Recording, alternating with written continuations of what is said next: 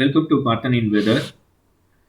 Today we are going to see about the cyclone developing in Bay of Bengal, which is to be named as Niver.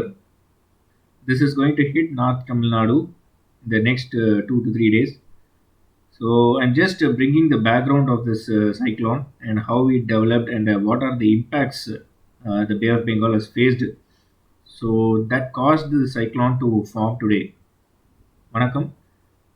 இந்த Nivar cyclone இப்போ புயல் உருவாகிட்டு இருக்கு வங்கக்கடல்ல. இது எதனால உருவாகுது? இதுக்கு வந்து வங்கக்கடல்ல எப்படி மாற்றங்கள் வந்தது அப்படிங்கிறது தான் இந்த வீடியோவில் நான் போட போறேன். முதல்ல தமிழ்ல சொல்லிடுறேன். அதுக்கப்புறம் ஆங்கிலத்துல சொல்றேன்.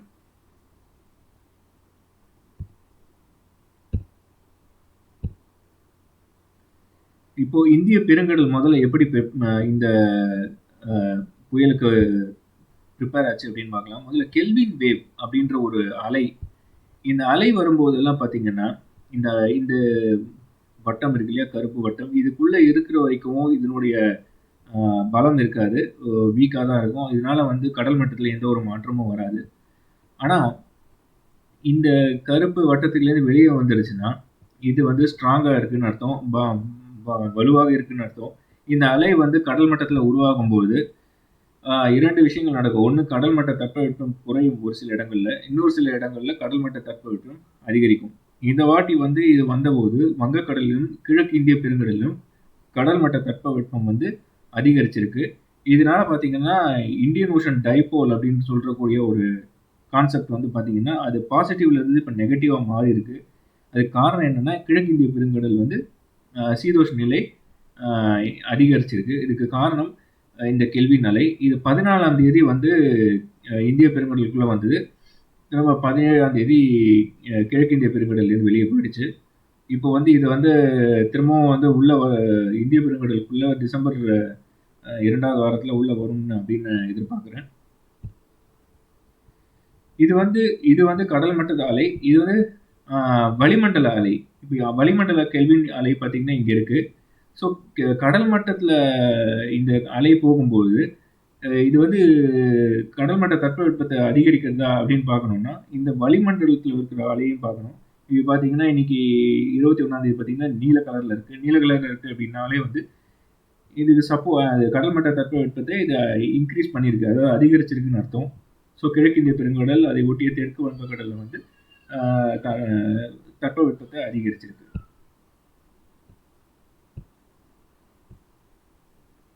ஓகே, கடல் மட்ட தட்பவெப்பம் பார்த்தீங்கன்னா இப்போ தெற்கு வங்கக்கடல்ல இப்போ எந்த பகுதியை வந்து புயல் வந்து இப்போ இங்கே இருக்குன்னு வச்சுக்கோங்களேன். இங்கேருந்து இந்த ஒரு டைரக்ஷனில் தான் அது நகரப்போகுது. இந்த டைரக்ஷனில் நகரும் போது பார்த்தீங்கன்னா 29 டிகிரி செல்சியஸ்க்கும் மேலே இருக்குது கடல் மட்ட தட்பவெப்பம் இப்போ.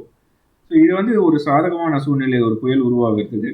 ஏன்னா 27 டிகிரி செல்சியஸ்க்கு மேலே இருந்தாலே புயல் உருவாகிறதுக்கான சாதாரணமான ஒரு சூழ்நிலை தான். இப்போ 29 செல்சியஸ்க்கு மேலே இருக்குது. அப்படி இருக்கும்போதே வந்து இது மிகப்பெரிய ஒரு ப்ளஸ் பாயிண்ட்டு. அடுத்து வந்து அலைகள் பற்றிய ஒரு சுவாரஸ்யமான விஷயம். கடந்த 18ஆம் தேதி பார்த்தீங்கன்னா வந்து நமக்கு ஒரு எம்ஆர்ஜி அலை அப்படின்னு ஒன்று உருவாச்சு. ஆக்சுவலாக கிழக்கிந்திய பெருங்கடலில் எம்ஆர்ஜி அப்படின்னா மிக்சட் ராஸ்பி கிராவிட்டி வேவ் அப்படின்னு சொல்லுவாங்க. இந்த அலை வந்து பார்த்தீங்கன்னா ஒரு ஈவன், அதாவது சமமான ஒரு அலையை வந்து உருவாக்காமல் சமம் இல்லாத ஒரு அலையை உருவாக்கக்கூடிய ஒரு விஷயம் தான் இந்த எம்ஆர்ஜி வேவ். ஸோ இதில் பார்த்தீங்கன்னா இன்னைக்கு டேட்டில் பார்த்தீங்கன்னா இங்கே வந்து ஒரு நமக்கு அந்த நிவர் புயல் அது வந்து ஒரு காற்றழுத்த தாழ்வு நிலையாக இருக்குது. அதே போல் இங்கே ஒரு சர்க்குலேஷன், இந்த இந்தோனேஷியா கடலோர பகுதியில் இங்கே ஒரு சர்க்குலேஷன் இருக்குது. அதே போல் இங்கே ஒரு சர்க்குலேஷன் இருக்குது. ஸோ இதுதான் வந்து எம்ஆர்ஜி அலை ஏற்படுத்தக்கூடிய ஒரு பாதகம். இந்த இந்த ஒரு இம்பேக்ட்னால தான் வந்து நமக்கு வந்து இப்போ இந்த புயல் வந்து இப்போ இங்கே வலுவடைஞ்சிட்டு வருது. ரெண்டாவது, இது இந்த 2 இதுவும் வந்து வலுவடையாமல் வீக்காக தான் போகுது. ஒன்லி நமக்கு இங்கே வரக்கூடிய இந்த நிவர் தான் வந்து வலுவடைய போகுது. இதுக்கான காரணம் என்னன்னு பார்த்தீங்கன்னா என்ஜிஓ அலை தான். என்ஜிஓ அலை வந்து பார்த்தீங்கன்னா வடக்கு இந்திய பெருங்கடல், தெற்கு வங்கக்கடல் பகுதிகளில் தான் வந்து வலுவடைய போகுது. அதனால இது வந்து வங்கக்கடல் சிஸ்டம் வந்து இது வலுவடைய செய்யுது. இது 2த்தையும் வலுவிழக்க செய்யுது. இப்போ நிறைய பேருக்கு ஒரு கன்ஃபியூஷன் சோஷியல் மீடியால நான் பார்த்துட்டு இருக்கேன். இந்த என்ஜேஓ அப்படின்ற இந்த ஒரு ஃபிகரை வந்து இந்த மேப்பை வந்து எல்லாருமே தப்பாக புரிஞ்சுட்டு இருக்கீங்க அப்படிங்கிறது தான் மேக்ஸிமம் நான் பார்க்குறேன்.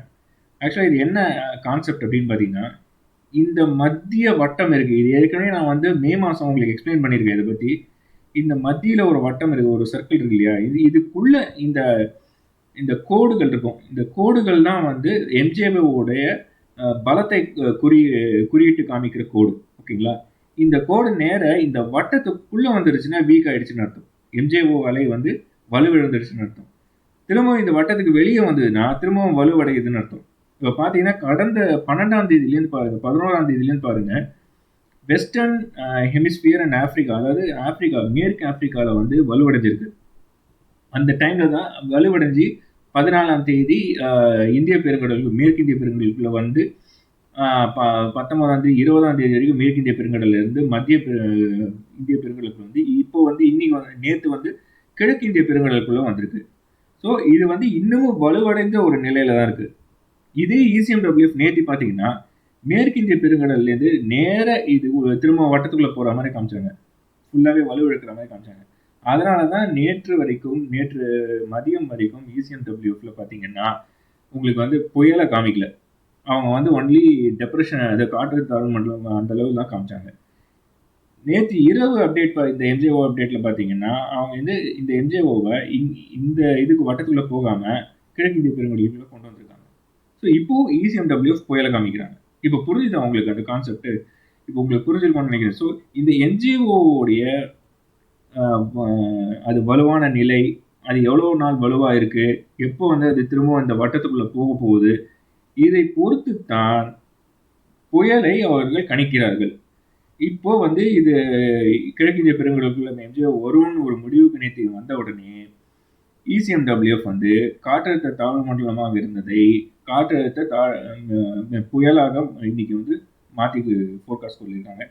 அதே மாதிரி இந்த கிழக்கிந்திய பெருங்கடல்ல எம்ஜிஓ வலுவாக இருக்கும்போது இது வந்து புயல் வந்து வடமேற்கு திசையிலேயே நகரும். ஓகேங்களா? இதனால காற்றழுத்த தாழ்வு மண்டலமாக இருந்தபோது அவங்க வந்து தெற்கு தமிழ்நாட்டுக்கு எடுத்துட்டு போனாங்க. இது புயலாக மாறும்போது இது மேலடுக்கு சுழற்சியுடன் சேரும். அந்த மேலடுக்கு சுழற்சியோடு சேரும்போது அங்க இருக்கக்கூடிய காற்றின் போக்குக்கு ஏற்ற மாதிரி தான் இந்த புயல் மாறும். ஓகேங்களா? காற்றழுத்த தாழ்வு மண்டலமாக இருக்கிற வரைக்கும் மேலடுக்கு சுழற்சியை போகாது. புயலாக மாறும்போது மேலடுக்கு சுழற்சியுடன் இது கலக்கும். அப்படி கலக்கும் போது அந்த காற்றின் போக்கு பார்த்தீங்கன்னா வடமேற்கு திசையில தான் இந்த புயல் நகர்த்துது. அப்போ இங்கிருந்து வடமேற்கு திசை பார்த்தீங்கன்னா சென்னைக்கு அருகே வருது. சென்னைக்கும் பாண்டிச்சேரிக்கும் நடுவில் வருது. ஸோ அங்கே வந்து இப்போ நீ கரை கறக்கிற மாதிரி நீ காமிச்சிருக்காங்க. ஸோ இதுதான் இதனுடைய கான்செப்ட். வட்டத்துக்குள்ளே இருந்தால் எம்ஜிஓ வலுவிழந்து போச்சு, வட்டத்துக்கு வெளியே வந்தால் எம்ஜிஓ வலுவடையுது. இதுதான் இந்த RMM1 RMM2 அப்படிங்கிற ஒரு டயக்ராம் வந்து சொல்லுது. ஸோ இதை ஃபர்ஸ்ட் நீங்கள் புரிஞ்சுக்கணும். ஏன்னா நிறைய பேர் தப்பாக புரிஞ்சுக்கிட்டு இருக்கீங்க.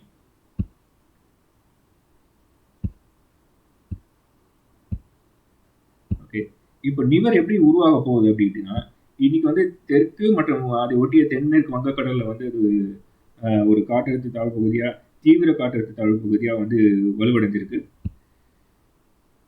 ஸோ இந்த கெல்வின் அலை வந்ததுனால இந்த ஒரு சிஸ்டம் வந்து ஃபார்ம் ஆகுது இப்போது. ஸோ அப்புறம் பார்த்தீங்கன்னா இப்போது நமக்கு வந்து எம்ஜிஓ மற்றும் மிக்சட் ராஸ்பி அலை இதெல்லாமே நமக்கு சாதகமாக வந்து ஒரு கடல் மட்ட தட்பவெப்பத்தை அதிகரிச்சிருக்கு. எம்ஜிஓ எப்போவுமே கிரேட்டர் தேன் 1 ஆம்ப்ளிடியூட் இருக்கணும். அதாவது அந்த நடு வட்டத்துக்கு வெளியே வந்தாலே கிரேட்டர் தேன் 1 ஆம்ப்ளிடியூட்னு சொல்லுவாங்க. அதில் இருந்தாலே உங்களுக்கு ஒரு புயல் உருவாகிறதுக்கான ஒரு சாதகமான சூழ்நிலையை அது உருவாக்கிவிடும். ஸோ 21ஆம் தேதி நேற்று வந்து ஒரு காற்றழுத்த தாழ்வு பகுதி தெற்கு வங்கக்கடலில் உருவாச்சு. இது வந்து அடுத்த 24 மணி நேரத்தில் பார்த்தீங்கன்னா காற்றழுத்த தாழ்வு மண்டலமாக மாறிட்டு பின்னர் வந்து புயலாக மாறும்.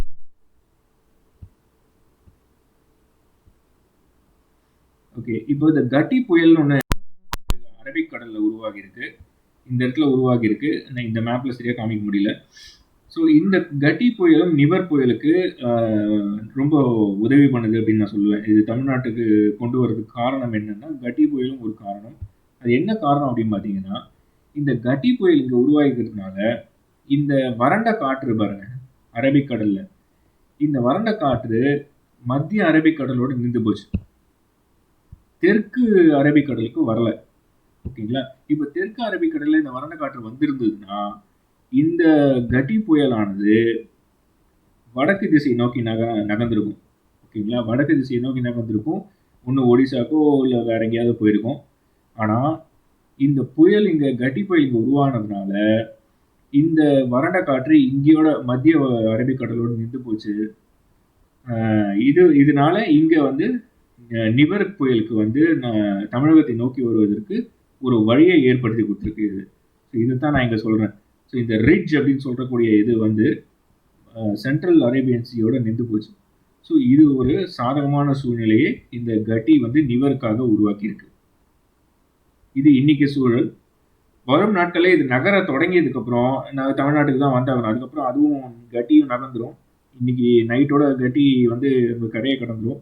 அது பிறகு நமக்கு வந்து ஆல்மோஸ்ட் இது எங்க நகர்ந்து வந்துடுறதுனால இது வேற எங்கேயும் போகாம இந்த புயல் நமக்கு வந்துடும்.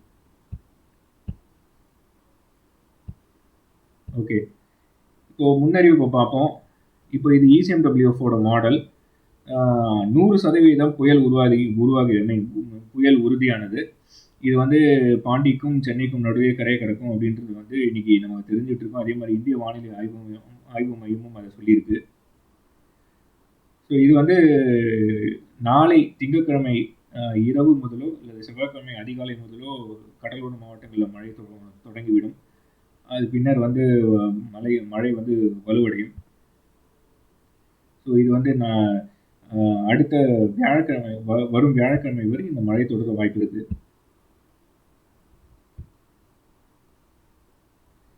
ஓகே, இப்போ மாவட்ட லெவலில் ஃபோர்காஸ்ட் பார்க்கறதுக்கு முன்னாடி இந்த கட்டி வந்து இன்னைக்கு டேட்டில் இந்த கட்டி வந்து இங்கே இருக்கு.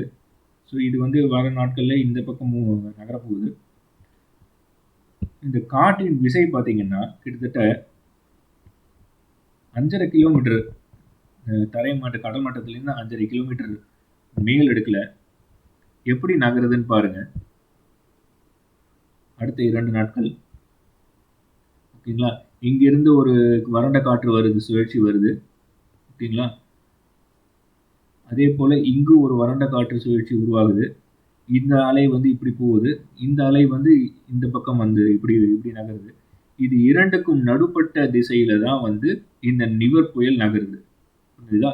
இப்போ இந்த மியான்மார் அப்படின்னு சொல்லக்கூடிய இடத்துல இருந்து வரக்கூடிய இந்த வறண்ட காற்று தான் இந்த புயலை இந்த திசையை நோக்கி நகர்த்துகிறது. இங்க பாத்தீங்கன்னா இங்க ஒரு வறண்ட காற்று இங்க இருக்கு. இந்த புயல் தீவிரம் அடைவதனால இது வந்து இந்த வறண்ட காற்றை மேல நோக்கி தள்ளுது. நீங்களே பாத்தீங்கன்னா தெரியும். ஓகேங்களா?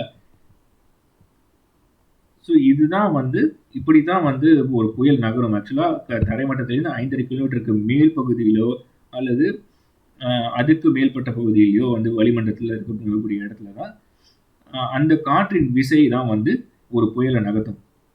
ஸோ இதுதான் இப்போ புயல் வர வர நீங்க சொன்னீங்க இல்லையா, வெஸ்டர்ன் டிஸ்டர்பன்ஸ் ஒரு சில பேர் சொன்னாங்க, வெஸ்டர்ன் டிஸ்டர்பன்ஸ் வருது அதனால புயல் வந்து தமிழ்நாடு நோக்கி வராது நகர்ந்துரும் அப்படின்னு. நல்லா யோசிச்சு பாருங்க. இப்போ இதே லெவலில் தான் நீங்கள் எல்லாருமே வெஸ்டர்ன் டிஸ்டர்பன்ஸ் பார்த்தீங்க. இப்போ வெஸ்டர்ன் டிஸ்டர்பன்ஸ் எங்கே போச்சு? ஓகே, ஸோ ஒரு கான்செப்டை கரெக்டாக புரிஞ்சுட்டு அதுக்கப்புறம் சொல்லுங்கள். புயல் வர வர அந்த வறண்ட காற்று மேல் நோக்கி நகர்ந்துச்சு. ஸோ சில சமயம் புயல்களுடைய வலுவான தன்மை வந்து இந்த வறண்ட காற்றை நகர்த்தி விடும். சில சமயம் புயல்கள் வந்து அந்த வறண்ட காற்றையும் தன்னோடு இழுத்துக்கும். அப்போ வந்து அங்கே திசை மாறும், காற்றின் திசை மாறும். ஸோ இப்போ இது இங்க இருக்கும்போது 24ஆம் தேதி பாத்தீங்கன்னா இந்த வறண்ட காற்று இருக்கு. ஓகேங்களா, ஆனா 25ஆம் தேதி கரையை கடக்கும்போது பாத்தீங்கன்னா அந்த வறண்ட காற்று இல்லை, இங்கதான் இருக்கு. இந்த பக்கம் நகர்ந்து போச்சு. ஓகேங்களா, இந்த பக்கம் நகரும்போது என்ன ஆகுதுன்னா இது பக்கவாட்டுல புயலை வந்து தமிழக கடலோர மாவட்டங்களை நோக்கி நகர்த்து விடுவது. ஸோ இதுதான் ரிட்ஜ் அப்படின்னு சொல்லுவோம். இந்த சப்ட்ராபிக்கல் ரிட்ஜ் தான் வந்து எப்பவுமே ஒரு புயலை நகர்த்தும். ஓகேங்களா, ஸோ இந்த கான்செப்டை புரிஞ்சுக்கோங்க. வெஸ்டர்ன் டிஸ்டர்பன்ஸ்லாம் எதுவுமே இல்லை.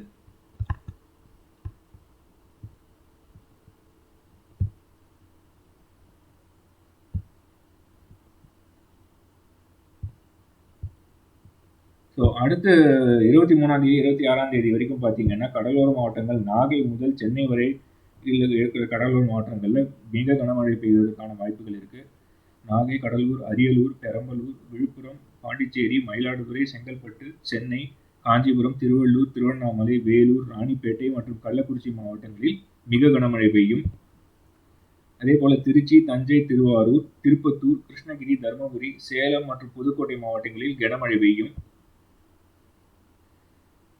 கரூர், நாமக்கல், ஈரோடு, ராமநாதபுரம் மற்றும் திண்டுக்கல் மாவட்டங்களில் லேசானது முதல் மிதமான மழை பெய்ய வாய்ப்பு இருக்கு. வேற எந்த மாவட்டங்களையும் எனக்கு அந்த அளவுக்கு கரெக்டா சொல்ல தெரியல. எது எனக்கு கரெக்டா சொல்ல முடியுதோ அதை நான் சொல்லிட்டேன் உங்களுக்கு. ஸோ நான் எப்படி வந்து இந்த நிவர் புயலை வந்து ஆரம்பத்திலேருந்து கணிச்சேன் அப்படிங்கிறது உங்க எல்லாருக்குமே தெரியும். ஆக்சுவலா வந்து என்ஜேஓ எப்படி உள்ள வரப்போகுது, எம்ஆர்ஜி வேவ் வருது, ஸோ இந்த ரெண்டு அலையும் வந்து எப்படி உருவாக்கும் அப்படிங்கிறத நான் சொன்னேன். அண்ட் அதே மாதிரி கடல் மட்ட தட்பவெப்பமும் மிகப்பெரிய சாதகமான சூழ்நிலை உருவாக்கியிருக்கு. இந்த வீடியோ பிடிச்சிருந்தா லைக் பண்ணுங்க, ஷேர் பண்ணுங்க.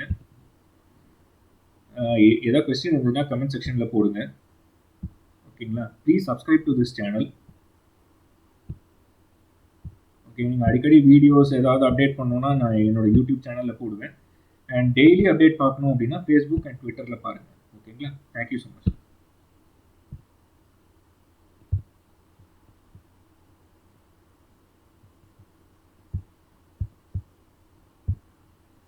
So friends, let's see how Nisarga is forming and what are the precursor to Nisarga. So the preparation of Indian Ocean is like this. We have received a Kelvin wave by 14th. It was a strong oceanic Kelvin wave. It has increased the sea surface temperature and it exited the Indian Ocean by 17th and went to maritime continent. The Kelvin wave had a very good atmospheric response, and that is seen here. This is atmospheric layer and this is surface layer. So both had a very good response. So the Kelvin wave actually increased the sea surface temperature over Bay of Bengal and East Indian Ocean.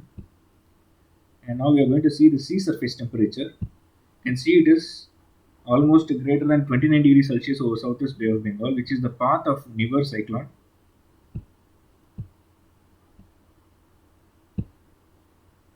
This is mixed Rossby gravity wave which has entered a few days back, and this is creating the impact now, which is not an even Steven vortex created here. It is just a imbalanced vortexes which is created by MRG wave. That is the nature of this wave. And also this is the forecast of MJO, and it is going to extend again. This is saying like today it will weaken after entering the circle, but it's not going to weaken today. It is going to weaken in next 2 or 3 days. By the time cyclone would have entered the zone of Southwest Bay of Bengal. So tonight forecast from ECMWF will say that this is going to extend more than one amplitude. So how the Nivar is going to form, this is what we have seen. Emergence of Kelvin wave, sea surface temperature increase over East Indian Ocean and South Bay of Bengal after 15th. High SST in this region invited Madden-Julian oscillation and mixed Rossby wave due to unbalancing vortex formed over north and south of equatorial Indian Ocean. Madden-Julian amplitude remained greater than 1 as per RMM1 diagram. So we had a low pressure area formed over South Central Bay of Bengal on 21st November. So this is going to intensify into depression in next 48 hours. Maybe it is sooner than that, and further intensify into cyclone by 24th. Gati cyclone is forming in southwest Arabian Sea. That is indirectly helping Nivar. How it is helping means, for example, Gati is here. I could not show it in this frame, but Gati is here now. Okay, what this Gati has done is that it has pushed the anticyclone over central Indian Ocean. It has not allowed it to come towards the South Arabian Sea.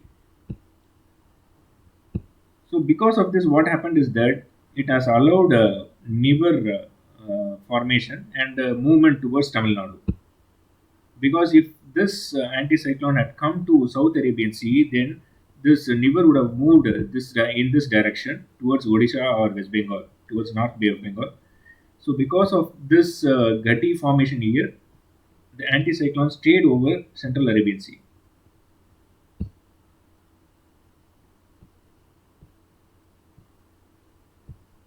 Now let's see the forecast from this is ECMW of tropical cyclones strike probability. It is saying that 100% chances are there during next 3 days, and also the current low to intensify into a depression within next 24 hours, and the cyclone will form by Tuesday, and it will target North Tamil Nadu coast between Chennai and Pondicherry.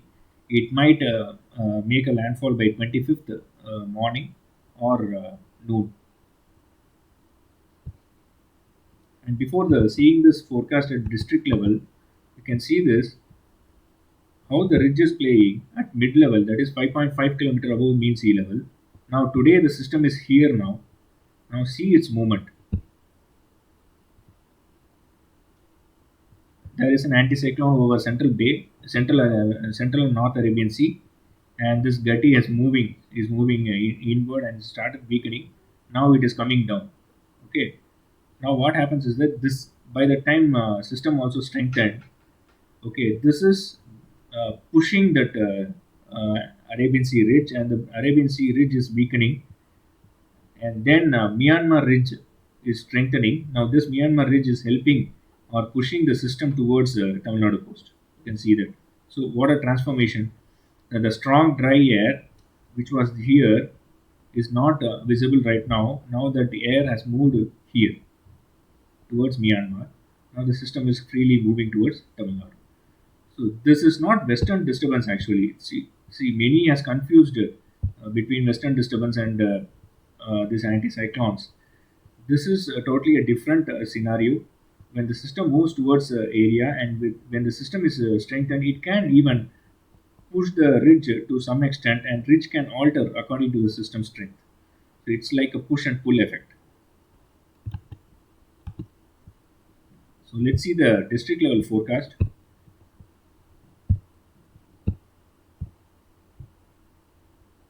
So we're going to see extremely heavy rainfall over Nagapattinam, Kadalur, Ariyalur, Perambalur, Villupuram, Pondi, Mailaduguri, Chengalpet, Chennai, Kanjipuram, Tirulur, Tiruvannamalai, Velur, Ranipet, and Kallakurichi districts. Heavy rainfall likely over Trichy, Tanjavur, Tiruvarur, Tirupattur, Krishnagiri, Dharmaburi, Salem, and Pudukkottai districts.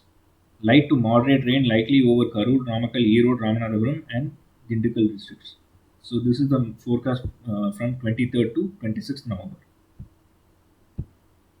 Okay, now I have explained you how Niver has formed, what are the precursors happened, what are the preparations that Bay of Bengal and East Indian Ocean went through before the cyclone has formed, because it is not easy that cyclone will just like that form.